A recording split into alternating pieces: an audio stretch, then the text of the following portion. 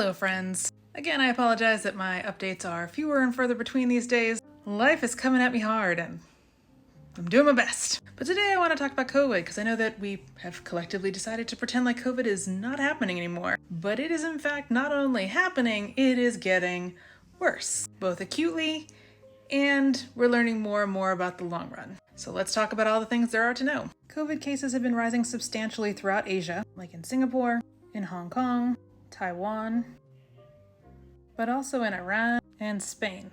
In the US, cases just started rising in Hawaii, which is in fact one of our early warning bells. So I'm not loving that. A lot of these new cases seem to be being driven by LP8.1 and LP8.1.1, which as you can see account for 40% of the sequences, what little there are, in the US. But no need to worry, because the director of the FDA, Totes McGoats, thinks that we're totally fine with natural immunity, even though people are absolutely still getting long COVID and dying of COVID. Yes. In fact, things are so fucked up there that we might not have a COVID booster, or potentially a flu shot.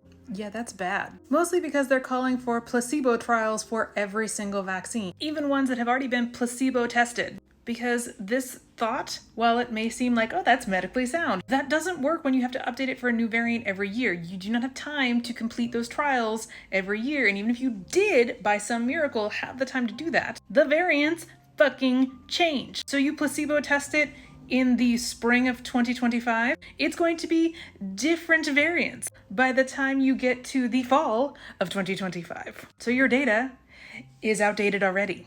And yes, it actually matters, because 6 out of every 100 people who get COVID get long COVID. And the COVID vaccine helps prevent severe illness. Duh. But that only helps you if you've had it recently. COVID is still very much a thing in 2025, and no amount of gaslighting makes that not a reality. And long COVID isn't just kind of sort of a problem. It causes neuroinflammation, unlike other illnesses. It is strongly correlated to other illnesses being worse. This is the correlation between illnesses pre-COVID, and this is the correlation after COVID, aka COVID waves drive waves of almost everything else, including things like norovirus, because since BA2.86, with its affinity for gut infection, there's been a rise in norovirus beyond seasonal patterns. It correlates with COVID infections. We already know that other viruses have long-term consequences, and COVID is no different. It increases your risks of miscarriage, cardiovascular complications, time lost in school to illness, especially with kids who are under-vaccinated and who the new guidelines are considering leaving out entirely. But it's not that kids aren't affected. Long COVID is very much a problem in university students and in younger children. The long-term consequences could take years off their lives. And yes, long COVID affects them too, and not just a little, but for a long time. Multiple organizations are watching this happen and are trying to find ways to stop it, because the health trajectory of increasingly younger adults is being impacted. And while they may be starting with COVID vaccines, I promise you they're not ending with those. This current health administration wants to ban all vaccines and take us back to the dark ages. Because you know what happened when we didn't have vaccines? Our average life expectancy was 40, and most children did not make it to 5. We don't need that world again. About 1% of people who are infected with COVID go on to develop diabetes, which is why there were 7,500 new cases of diabetes in children per year from COVID. Does that sound like a sustainable future to you? It certainly doesn't to me. And also, because we're super gaslighting, there's no safety net for us in the long run. It's costing us healthcare workers, and we don't have any of them to spare. It's costing us our future, as well as our present. Pause to read. Pause to read. And again, go back to this is the number of people in each of these states who are experiencing long COVID.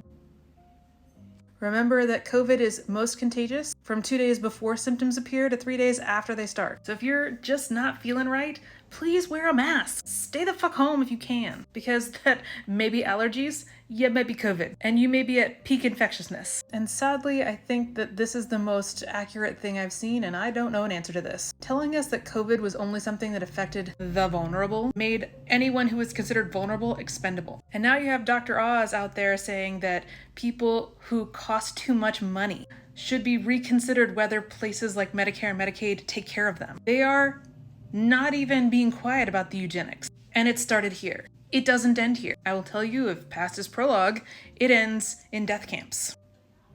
Because those were the first people that those guys in Germany targeted.